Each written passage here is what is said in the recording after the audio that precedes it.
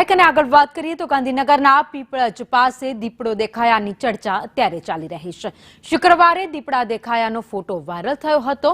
One વિભાગે પીપળજના આસપાસ તપાસ શરૂ કરી છે।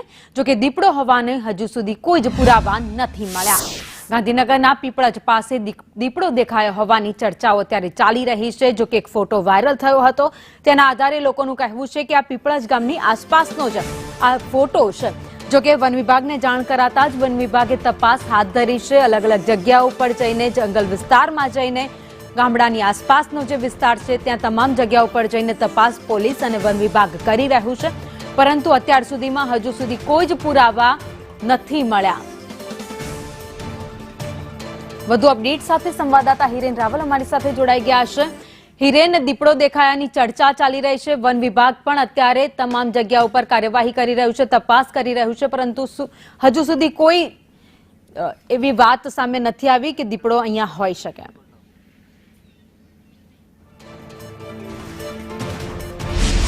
સાબરમતી નદીની જે કોતરો છે એ આ કોતરો દીપડાનું એક કાયમી રહેઠાણ પણ અહીંયા ગણાય છે અને સ્વાભાવિક રીતે સાબરકાંઠાથી લઈ અને ગાંધીનગર સુધી દીપડાની અવરજવર રહેતી હોય છે।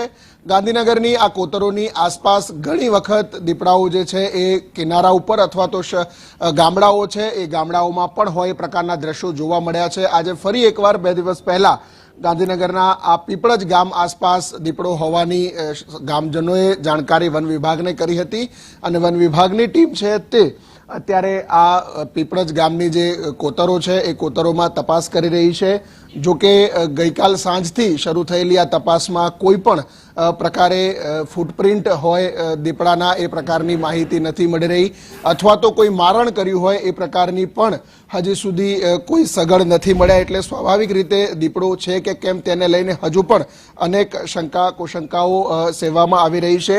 જે વ્યક્તિએ જે લોકેશન આપ્યું હતું કે જેણે શુક્રવારે આ દીપડો દેખાયો છે પ્રકારની માહિતી આપી હતી, એ જગ્યાઓ પર પણ વન વિભાગની અલગ અલગ 3 ટીમો બનાવી અને દીપડાના કોઈ ફૂટપ્રિન્ટ અથવા તો કોઈ માહિતી મળે છે કે કેમ એ બેઝિક માહિતી પરની તપાસ જે છે તે વન વિભાગની 3 ટીમો કરી રહી છે।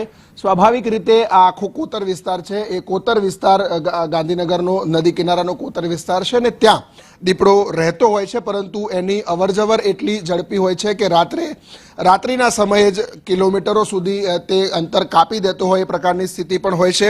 અગાઉ ગાંધીનગરને અડીને આવેલી કોતરોમાં પણ દીપડો આ પ્રકારે દેખાયો હતો। વન વિભાગના કર્મચારીઓ જે કામ કરી રહ્યા છે એમની સાથે વાત કરીશું। શું સ્થિતિ છે, શું માહિતી મળી હતી અને અત્યારે ટીમો કેવી રીતે કામ કરી રહી છે? રાત્રિ દરમિયાન માહિતી મળી ત્યારથી 3 ટીમો બનાવીને અત્યારે કામ ચાલી રહી છે। હજુ સુધી કોઈ જગ્યાએ ફૂટપ્રિન્ટ ગામની અંદર જોવા મળેલ નથી, તો હવે સાંજે નદી કિનારાના વિસ્તાર ઉપર જઈ અને ફરી સર્ચ કરીશું। અત્યારે આગળ બપોર સુધી ગામમાં વિવિધ જગ્યાએ સર્ચ કરીશું કે કઈ ફૂટપ્રિન્ટ મળે છે કે નહીં।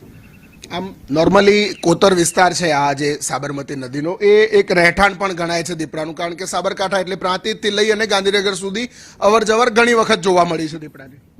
હા, એટલે નદી કિનારાનો વિસ્તાર, નદીમાં પાણી આવવાથી એ પાણીના રસ્તા સુધી આવી શકે છે, પણ હજુ સુધી કોઈ જાતનું નુકસાન કરેલ નથી, તો એના આધારે કોઈ ખબર નહીં પડી। હજુ સુધી કોઈ જાતના પગ પણ જોવા મળ્યા નથી, પગમાર।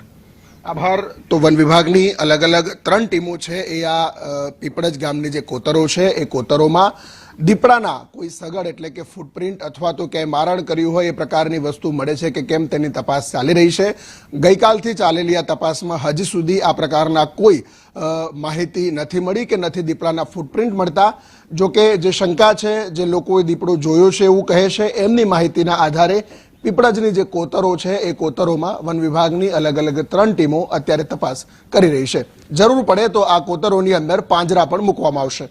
આભાર માહિતી માટે।